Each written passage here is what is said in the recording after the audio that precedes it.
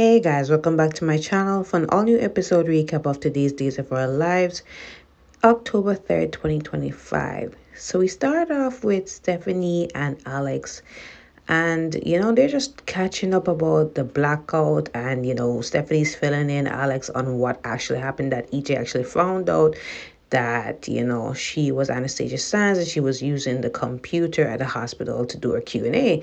So EJ did promise her that he wasn't gonna out her, and she's really skeptical because EJ can definitely turn around and out her, and it will mess up her whole PR career. So she's worried about that. So Alex saying, why not just out yourself, yes, publicly, so that you don't give him the ammunition to do so himself. So she is hesitant about that because, for another thing, right? Some things in the book is actually about an ex of hers. So she begins to tell Alex about Jeremy, right? And how he was a tumultuous relationship and that he was abusive to her back in the day. And she did some things that, were in a compromised situation, and some things that she actually feel bad about herself, regret, right? So she tells him a bit of background history on Jeremy, and that he did go away to really work on himself and do better, but she found out from Julie recently that he's coming back to town, so she doesn't know how she's going to react when she sees him. And Alex also says that, look, if I see him, you better stay away from me and you, because honestly I just want to punch him. So she's begging him not to go physical on him, and he said no promises, but eventually he said, you know what, okay, I'm gonna keep it cool for now, right? So anyways, he said that he was gonna work along with his family to talk to Tony about this whole takeover merger, right? So she is there at some point, and she's thinking about everything. And, Alex was definitely confident to her and tell her that, it's not her fault that she went through that. It's on him. The actions are on him, and she is going to be fine, right? So Chad and Kat again meet up for like the billionth time in the square, and they're just reminiscing about their morning together, so they can't get enough of each other. You know how honeymoon relationships are, right? When they're in the honeymoon phase. So, anyways, he said that he was at the Spectator to check out some fried equipment from the blackout, and turns out everything is going smoothly. So he tells her that he's gonna go home to talk to his family about them. He's ready to be out in the public with her, and they will come around eventually. He knows the kids love her already, but Chad, you don't know, because Thomas already found out the dirt behind Kat. So I wouldn't consider that. You're pretty much too gullible about this.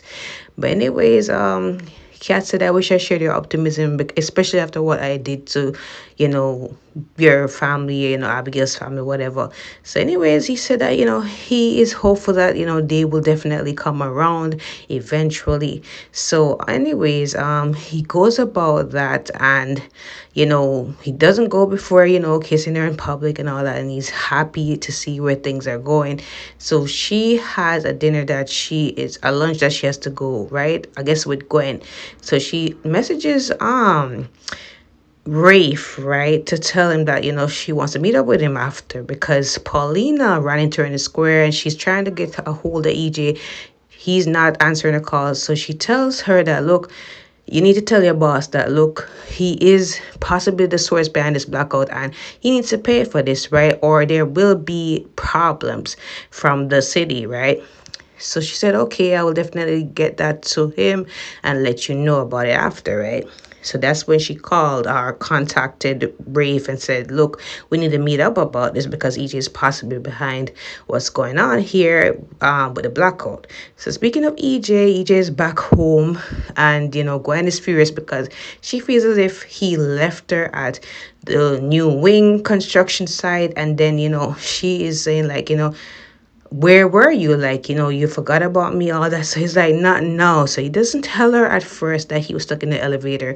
So she tells him about her night there, and that Leo was the one that had to rescue her, and he had to make this big dent in the wall with a sledgehammer to get her out. So he is furious about that because that's gonna cost construction to go fix and everything. And she said, look, like, I needed to escape, right? So he asks her, like, did she tell him anything what's going on with the new wing? So she said no. He is definitely intrusive, but he's not that smart in the head. He's pretty gullible. So I told him a story that, you were actually seeking me out for donation to this new wing.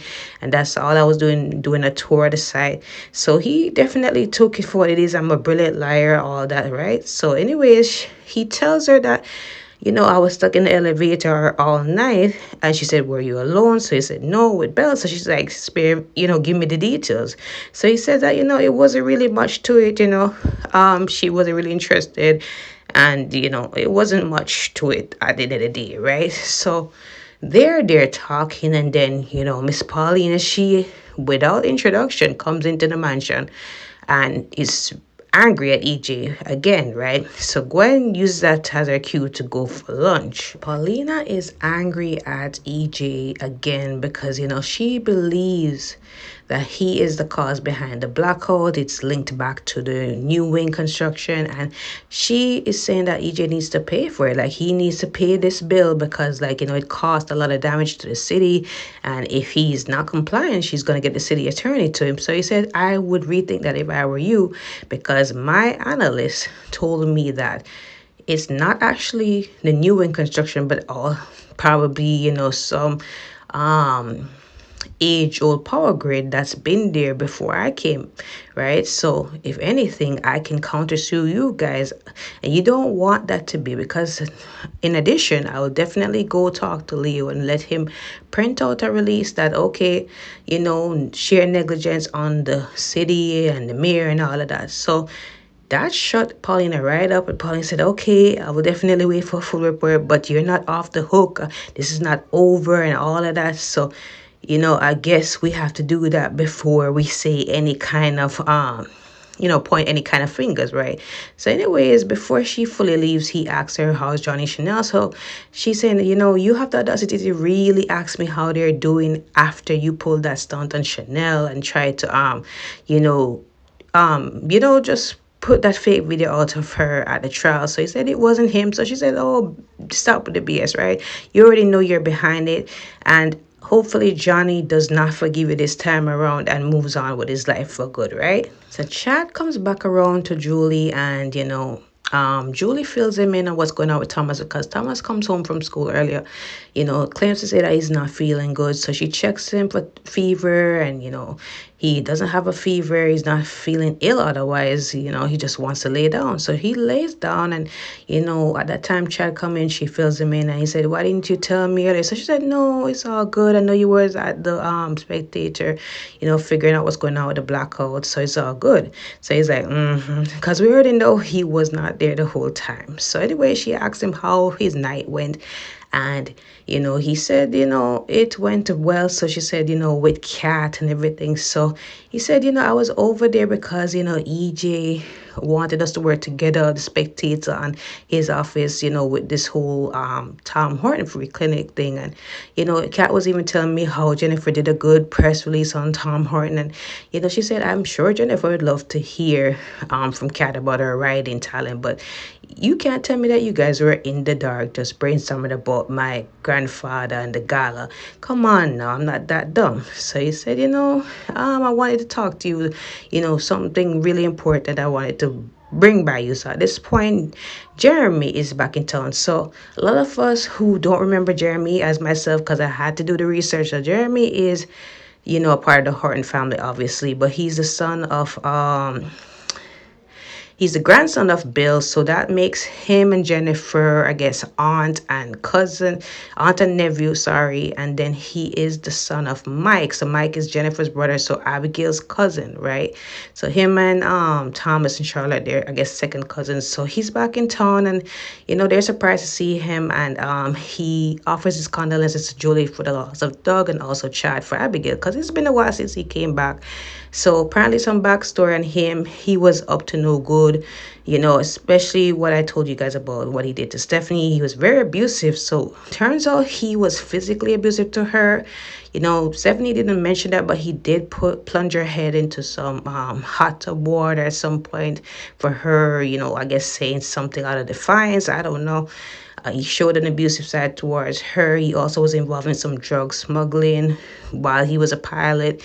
It seems as if he turned his life around, and he now is getting into teaching. So he's going to be teaching Thomas's class, right? So let's see what this character really is going to bring, because I don't remember him from all that time ago, but yeah, he's a long lost ex of Stephanie, and yeah, he was up to no good back in the day, and that's saying something from the whole all sainted Horton family, right? So Gwen and Kat are at lunch, and Gwen basically is happy that this is happening, and she tells Kat about what happened to her with the blackout, and that she was stuck in the new wing, and Leo was the one that had to rescue her and everything because of the whole electronic door. So Kat was wondering why she was there, but she said the same thing that she said to Leo, was that she was actually a donor to the wing, and she wanted to take a tour of the site as well. So she asked Kat what's going on with her, what happened with her during the blackout. So she said mine was definitely not that eventful, but I was at home. So she said alone. So she said no, it was with Chad, and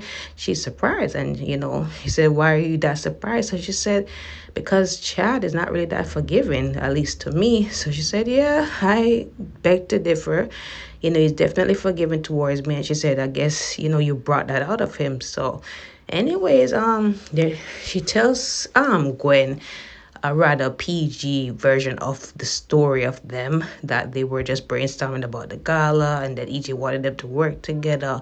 So anyways, Jennifer's supposed to send a press release and ended up doing that instead of her. So she's saying, I guess you already know about that. So she said, Jennifer is my stepmother, but I really don't get along with her nor the family.